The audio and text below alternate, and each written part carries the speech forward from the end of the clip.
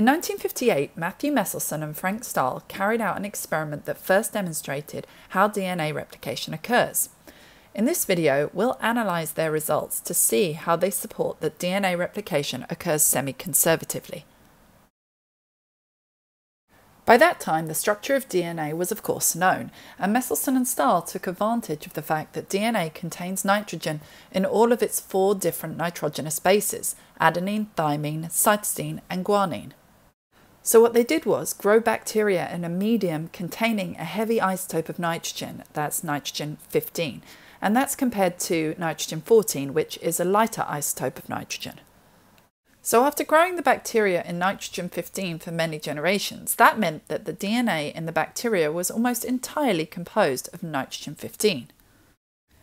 So after growing the bacteria in nitrogen 15 and producing this very dense DNA, they then shifted the bacteria to growth conditions where only nitrogen 14 was present, and that meant that all the newly synthesized DNA was produced from nitrogen 14, which is much less dense than nitrogen 15.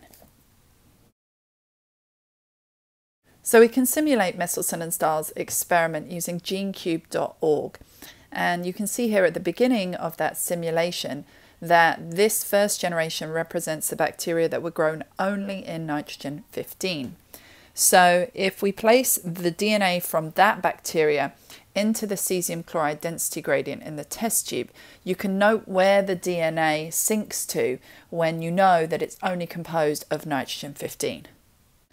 Now you can use the toggle here to adjust to get the nitrogen 15 about halfway down the test tube, and that is because you know that successive generations of bacteria were grown in a medium containing only nitrogen 14.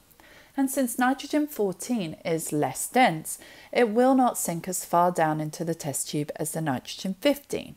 So the nitrogen 14 will appear above the nitrogen 15 in the test tube. Now, as you go up successive generations, observe where the band of DNA lies on the density gradient. So in the second generation, you can see that the second band lies above the first band in the density gradient.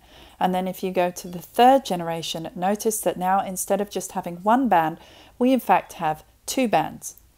So your challenge here is to consider what is the composition of those bands in terms of nitrogen 15 versus nitrogen 14, and in what way does this support the model of semi-conservative replication?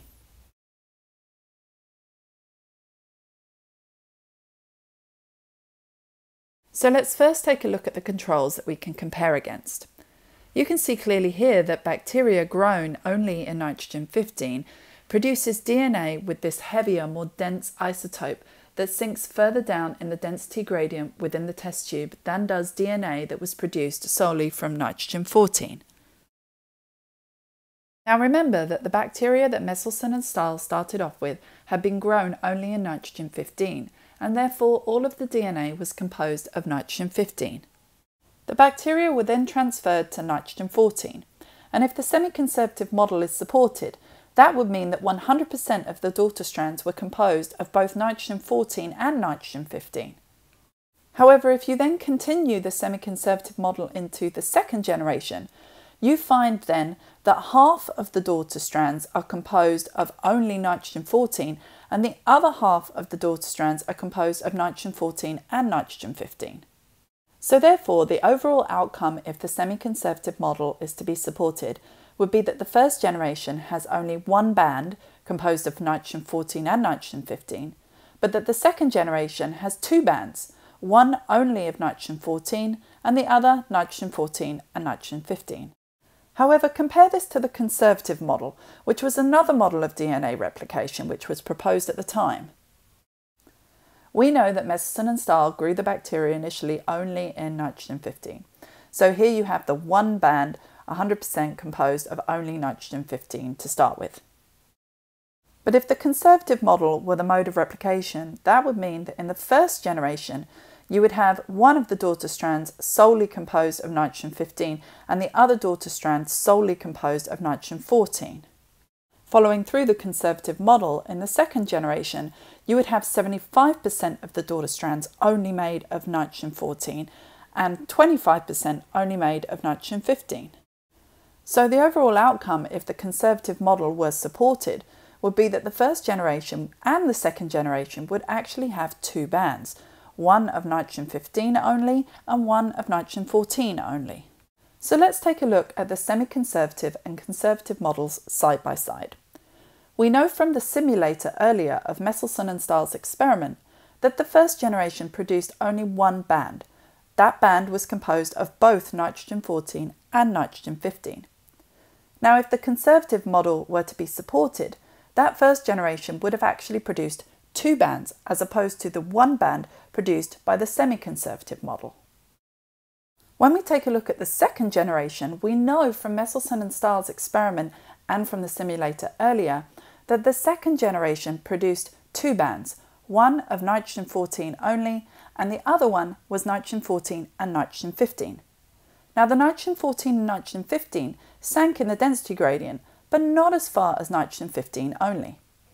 Now if the conservative model were to be supported, then yes, you would have two bands, but one of them would be nitrogen-14 only and the other would be nitrogen-15 only, which sinks much further down in the density gradient than the nitrogen-14-nitrogen-15 band produced by the semi-conservative model. So now, considering what you know about how many bands were present in each generation and the location of those bands according to the nitrogen isotopes that were contained in the DNA, describe the difference in results that allowed Messelson and Stahl to conclude that the mode of replication for DNA was in fact semi-conservative.